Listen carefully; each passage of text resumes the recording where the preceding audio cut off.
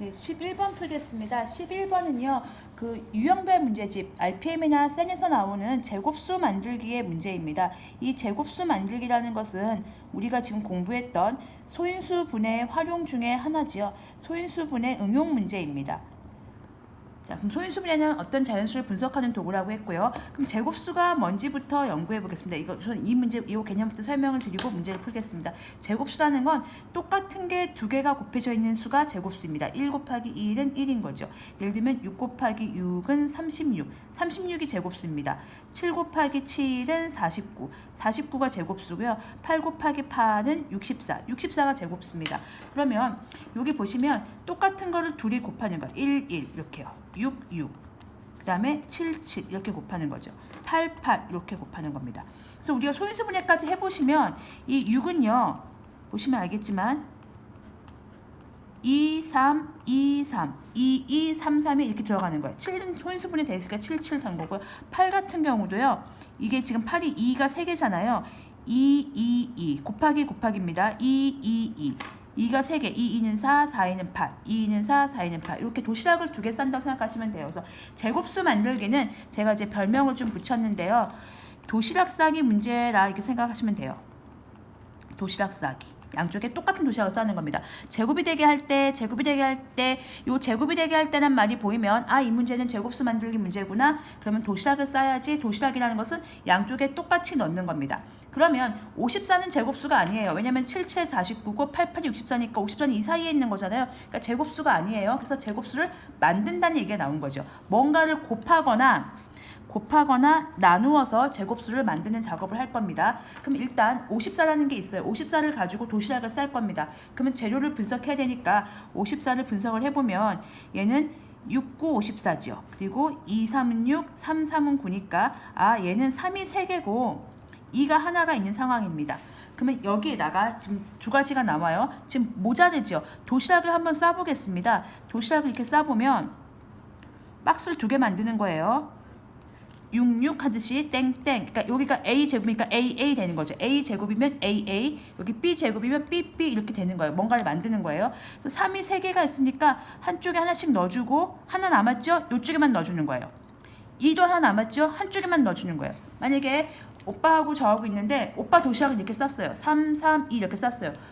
제가 막 난리 나죠. 왜 나는 왜 3밖에 없어? 오빠는 3, 3, 2가 있는데 왜 나는 3밖에 없어? 자, 엄마나 아빠가 시장에 가셔야 되겠죠. 뭘 사오셔야 됩니까? 그렇죠. 3도 사오셔야 되고 2도 사오셔야 돼요. 최소한. 즉 무슨 소리냐면요. 54에 무언가를 곱해서 A의 제곱이 되게 하려고 합니다. 이 문장을 잘 보세요. 54에 자연수를 곱하여 A의 제곱이 되게 하려고 합니다. 이게 A라는 거예요. 이 도시락 이름이 A예요. 54가 3, 3, 2, 3이 54잖아요. 여기다가 뭔가를 곱해서 A의 제곱 똑같이 만들어야 되는 거잖아요. 그럼 엄마가 사오셔야 될 게 뭐죠? 아빠가? 그렇죠. 3하고 2 사와야죠. 그래서 제가 안 울죠.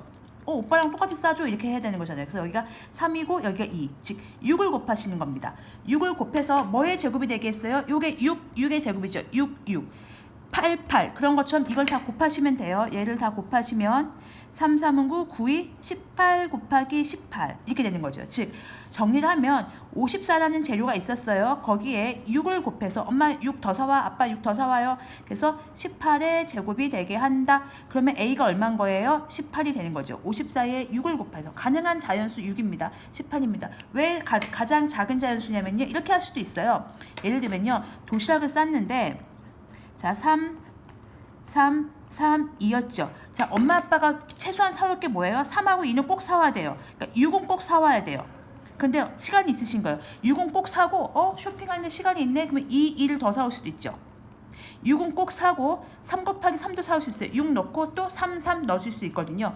6 넣고 4 곱하기 4 그러니까 6 넣고 4 곱하기 4 5 곱하기 5 이게 다 가능해요. 그러니까 이 중에서 가장 작은 자연수는 최소한 6을 사온다 이 얘기였습니다. 자, 이런 경우가 가능하고요. 두 번째는요.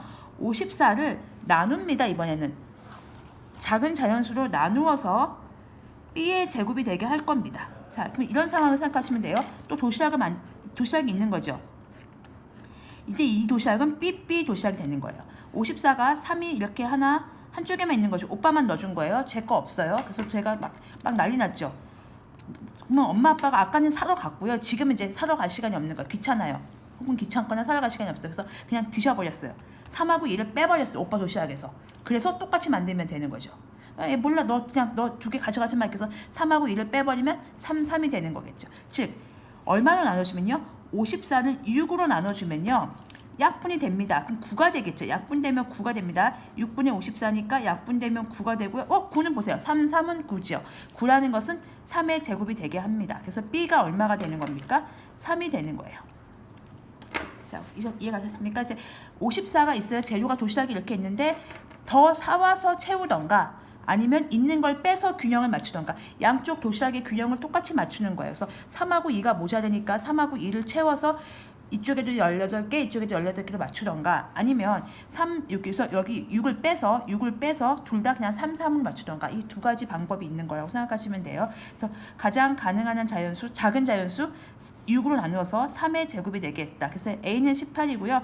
B는 3이니까 이 둘을 더하시면 되니까 답은 21 되겠습니다. 자, 혹시 제 설명이 또 조금 더 부족하시면 댓글 남겨주시면 보충 영상 올려드리겠습니다.